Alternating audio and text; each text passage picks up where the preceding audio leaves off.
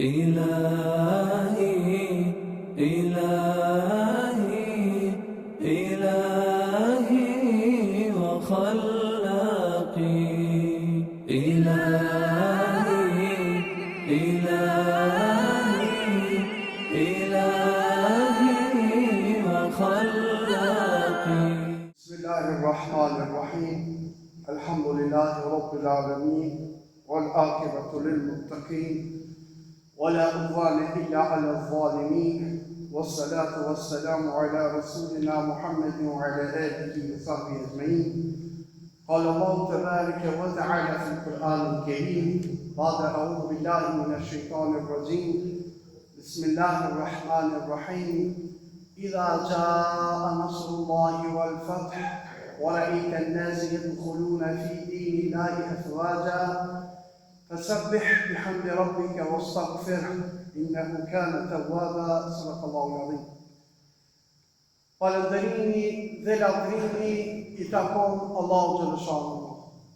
Salate dhe selame i dërgoj Muhammed Mustafa sallallahu alaihi wasallam, familjes së tij, shokëve të tij dhe të gjithë atyre që i pasuan dhe pasën rrugën e Muhammed Mustafa sallallahu alaihi wasallam në ditën e Kiametit.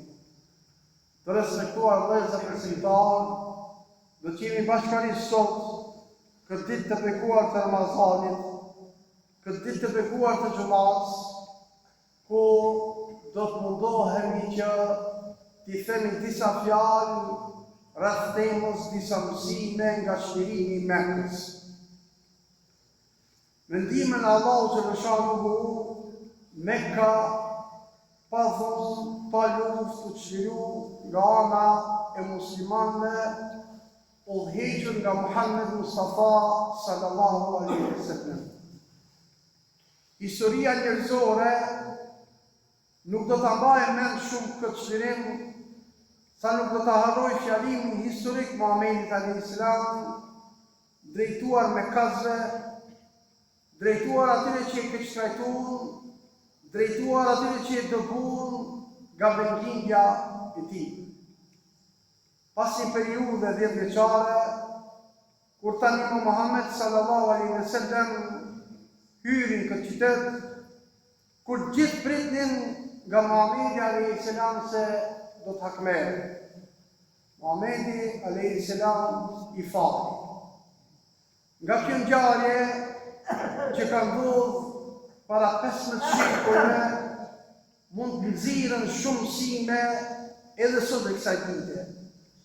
Për atë ne janë shkruar libra të shumë.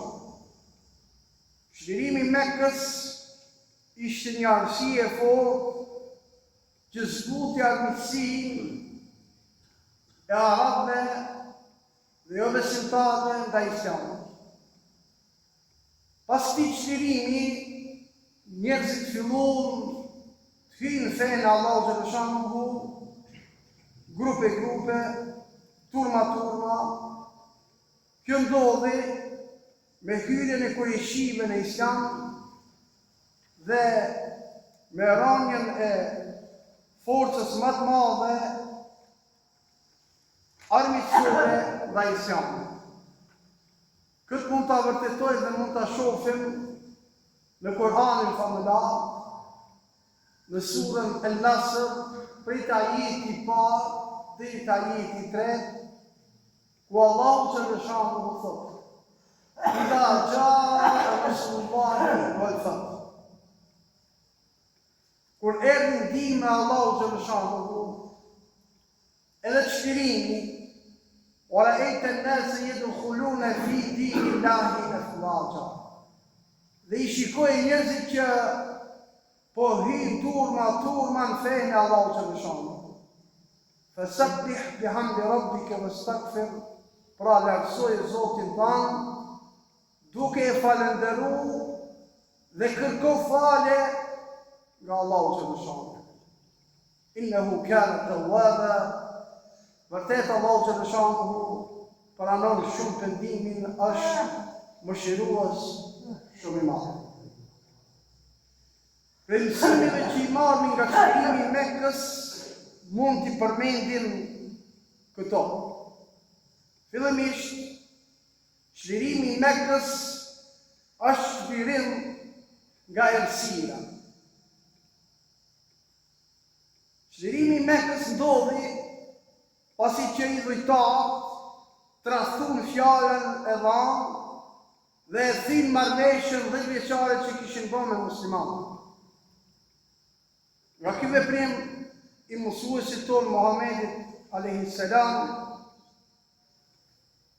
duke qartë se muslimanët e kemi imperativ që të qëndrojmë besnik marrëveshjeve që I bajnë, qofshin ato me musliman apo me jo musliman. Pastaj na mëson se jo vetëm kur t'jesh I dobët, por edhe kur t'jesh I fortë, duhet t'japsh maksimumin dhe të kontribosh dhe të mundohesh të arrish marrëveshjen për paqe. S'doment se të tillët ishin jo besimtarë në atë kohë që edhe pse ishin në errësi, edhe pse I kishin mbluar errësira zemrat e tyre. Çlirimi I Mekës erdhi që këtë errësirë ta zaventësoj me dritën e imanit, me dritën e besimit. Drita e besimit shëndriti në Mekën e bekuar dhe ngati këtë dritë fillon ta shijojnë, fillon ta përjetojnë ata të cilët e përzon Muhamedit alayhis salam, e kundërshton Muhamedit alayhis salam, e maltreton Muhamedit alayhis salam, I cili edhe tregoi mirësi më të madhe në historinë e njerëzimit, duke I falë të gjithë kundërshtarët e tij. Për mësimeve që I mësojmë nga çlirimi I Mekës është se muslimanët fituan pasi që kishin sprova të mëdha. Çlirimi I Mekës ishte një fillim I fitorëve të muslimanëve. U realizua ajo që u apremtoi Allahu xhallahu. Pas maratonës 20 vjeçare të mundit, të durimit, sakrificës, Allahu xhallahu u asolli fitorën. Nga kjo ngjarje del një mësim edhe për neve sot, në këtë shekull që jetojmë.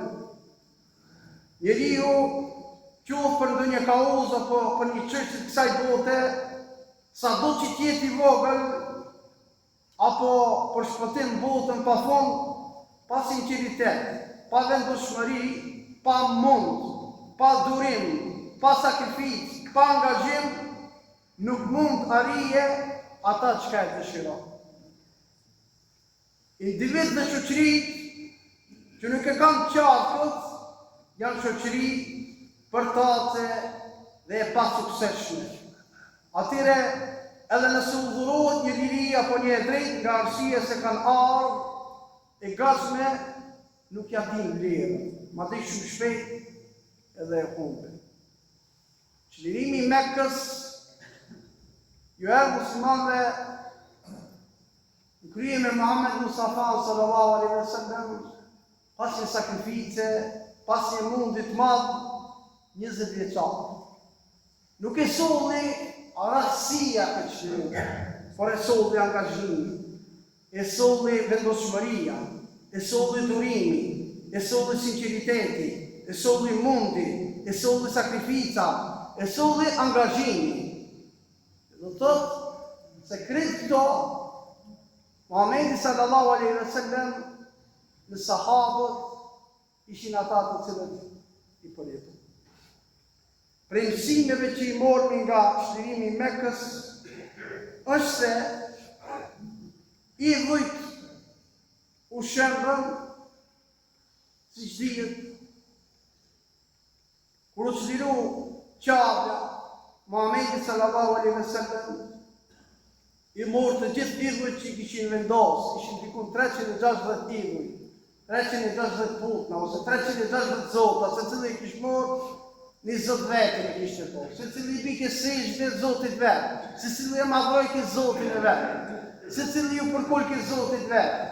Se cili i bike ki amë Zotit vetë. Se cili i lutë të shte Zotit vetë. Më thonë qabja ishte mosht me kësi putna, me kësi idhuj, me kësi zotna të ndërtum nga guri, e druni e kështu më ra. E Muhamedi sallallahu alaihi wasallam ishte ai i cili i murë të idhuj të putna dhe i fugi për toke. Muhamedi sallallahu alaihi wasallam qape pa dhe fotografi, urdhoj që të largohen. Pastaj u falë Muhamedi sallallahu alaihi wasallam. Dirë bani tavaf, dhe këtë tavaf i shqipton të tekbirët Allahu Akbar, Allahu Akbar. Dhe me këto tekbirë Muhamedi sallallahu alaihi wasallam e madhroi ke Zotin në Dhul Gjelat. Që do të thotë nëpërmjet këtij çuditërimi kuptojmë që to idhuj u shembon, mirë po edhe ne sot, në këtë kohë në të cilën po jetojmë, duhet të jemi nga ata të cilët i shembim idhujt të cilët ndoshta i kemi në kokat tonë. Si mund të jemi idhujt? Po filanin e adhuroj. Filanin shumë filan sportistin e adhuroj. Filan muzikantin lumenja. Ose filan hozën lumenja. Me udhu billah. To janë të ndalume në fejnë islam. Dashuria e ka kufin e vetë. Duje sportistin, duje muzikantin, duje hoxhën, duje vladin, duje motrën me kufizime. Jo me shku në adhurim. Se shpeshherë nga ka bojnë jetën tonë edhe në shprejët tona. Shumë adhuroj filan këngëtar. Shumë adhuroj filan sportistin. Kjo lezër të ndashëm besimtar bie ndesh me parimet e fesë islam. Zotën, shpeshherë pëndodhë kur duhet të zgjidh një namazin e teravis, a futbalin a prezit një futbalin. Më thonë, ma shumë e dojnë futbalin, se sa namazin e teravis. Ju jeni dëshmitar, shprazën xhamia të atë kur ka futbal. Dhe kjo është njëna prej të metave tona që duhet ta hekni, nuk duhet ta nuje zemra jonë për jetën e kësaj bote. Kush do kohës ajo? Çfarë do kohës ajo? Për parësi duhet t'i jipët namazit të teravis, se sa t'i jipët futballit që lunë, televizore, kudo që lunë. Ose t'i jipët ligjeratës një hodër, që e për e thomë dhe ke, para namazit. Pastaj, çlirimi i Mekës na mëson që historia e çlirimit të Mekës duhet të reflektohet që sot ta çlirojmë vendin tonë nga idhujtaria, nga paganizmi modern, bashkohori shekullit 21. Do shta nuk ashtë në atë formën e kohës Muhamedit alayhis salam, idhujtaria dhe paganizmi, por kanë gjetë me to tjetër ato po na i kurdisin dhe po na i shtin në sistemin e jetës tonë. Ne duhet jemi nga ata të cilët nuk duhet pranojmë çdo gjë që na servohet. Çdo gjë që na japin na duhet ta pranojmë, po jo. Sepse ne duhet kemi unin tonë, ne duhet kemi imanin tonë, ne duhet kemi besimin tonë, ne duhet kemi ata të cilët vazhdojmë me këtë dinin tonë, me këtë fenë tonë. Mësimeve që i marrëmi nga çlirimi i Mekës është se aty u thirr ezani për herë parë. Për herë parë, ky ezan që thirr sot edhe tek ne, u thirr nga ana e Bilal radiallahu anhu, të cilin e urdhoi Muhamedi sallallahu alaihi wasallam që mbi Kabe ta thirrë ezanin. Mirë po ky ezan duhet thirret edhe sot në çdo anë planetit tonë. Dhe ne duhet jemi nga ata të cilët themelojnë xhamia që ky ezan thirret. Në këtë drejtim ka ditë Zoti, ne kemi ndërtuar xhamia, kemi themelu xhamia, Mirë po, lezët e ndeshën të cita, xhamia i jeshën gjemati.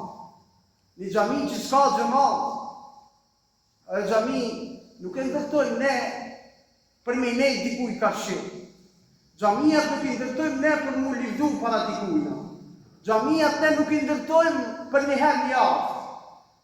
Por xhamia ndërtohet që ati të adhurohet Allahu Dhul Gjelal 5 kohë namaz. Dhe ne nuk duhet jemi nga ata të cilët vetëm se një herë një javë të mushim xhamia. Ose vetëm në Ramazan të shfrytëzojmë xhamia, të mushim xhamia.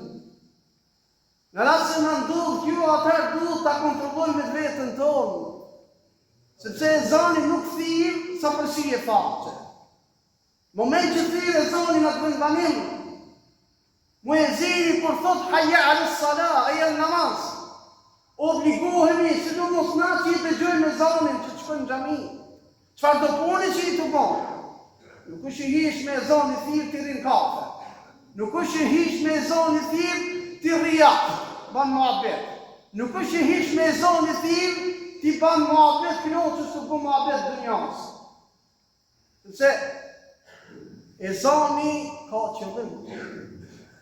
Ezani është adhurim, ezani është ibadet. Nuk e thirrmi na ezanin se po do të valla me thirr ka me tradit. Jo dhe se përndashën të simtar. Ezani duhet thirrët dhe do të vazhdojë thirrët dhe në ditën e kiametit për ti ezanin, do t'i përgjigjemi. Sidomos ato që i kanë nga xhamia. Ka për ulemave, që kur e komentojnë këtë punën e namazit në shtëpi, ata që e kanë nga xhamia, në pikpyetje e kanë namazit. Në pikpyetje është namazit o lezët të ndeshën të simtar. Të pas nga xhamia. Dhe do të shfrytëzohet kjo, begati shumë e madhe. Premtimeve që i mormi nga çlirimi i Mekës është se ata ishin pamposhtur si shoqëria e artë dhe ne sot duhet ta kthejmë këtë imazh, mos ta tuprojmë vetveten tonë, por të krenohemi që jemi muslimanë, o vëllezër të ndershëm besimtarë. Ne duhet të krenohemi me vepra, me punë, jo me muhabet. Islami s'do shumë muhabet. Islami nuk do me po muhabete të ndryshme jam kështu nga ma shumë me vepra. Me punë, praktikë vëllezër të ndershëm besimtarë. Me praktikë tregojmë vetën tonë. Praktika jone tregon imanin tonë. Praktika jone tregon si kush jemi ne. Jo të formi, jo të shkruajmë në Facebook, jo të shkruajmë në Instagram e në rrjetet sociale të tjera. Sa dush u shehu atje. Sa dush shkruaj si i muslimani më i mirë ose i shqiptari më i madh. Vepër. Islami kërkon vepër. Islami lidhet tek vepra, tek puna o vëllezër të ndershëm besimtarë. Gjithë ditën shkruaj jam 5 vakte namaz në xhamis jam. Gjithë ditën shkruaj se linoj Ramazanin një teravih namaz nuk vjen me fal.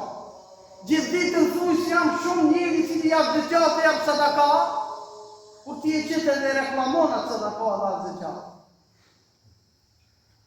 Gjithashtu, prej mësimeve që i mormi nga çlirimi i Mekës, është ajo se sa herë që të kujtohet kjo ndodhi,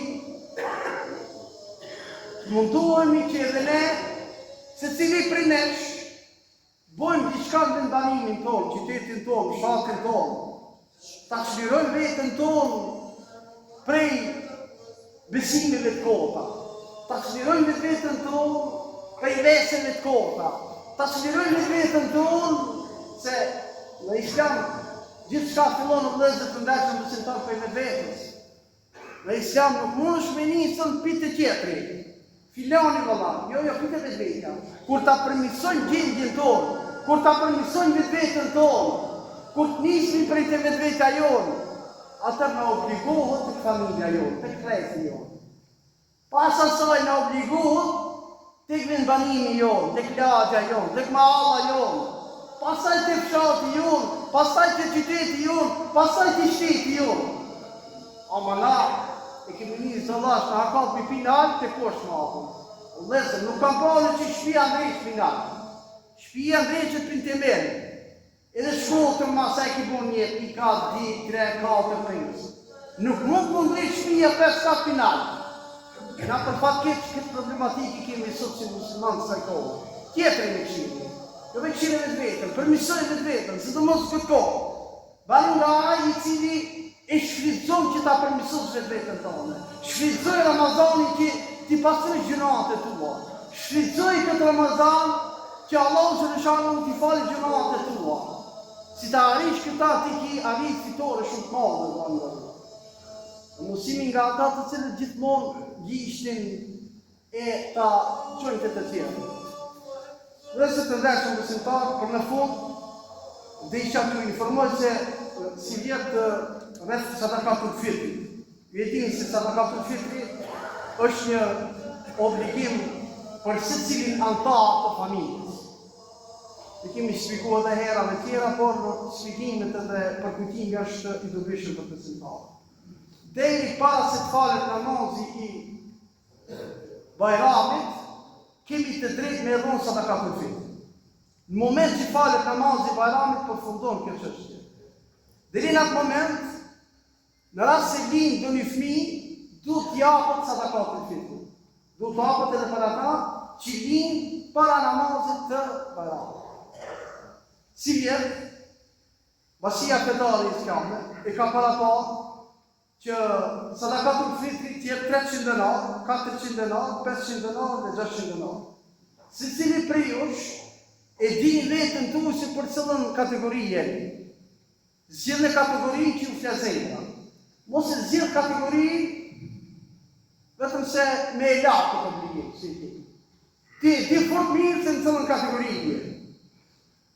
Në më thonë, derisa sofra jote e iftarit edhe e sifirit ka qenë në ushqimit bokshme, mos shko me zgjedhat ma të vogla, edhe mos shko sadakatul fitrin me atë vllavit tanë, qikës tanë, e gjallit tanë, sepse nuk pranohet. Nuk pranohet vllai i nderuar. Si ta bin punën, vllavin me lon me fitra, motrën me lon me fitra, vllai halli për me. Ata duhet t'i ndihmojnë dhe kemi borç për një ndihmu. Edhe një dhe përfundojnë.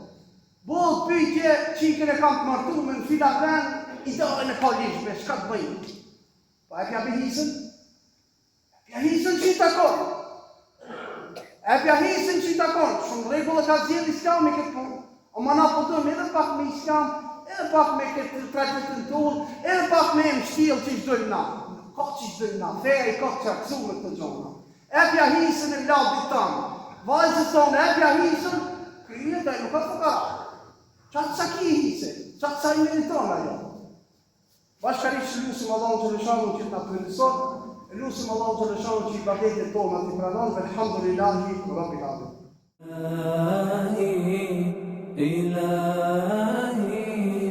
إلهي وخلاقي إلهي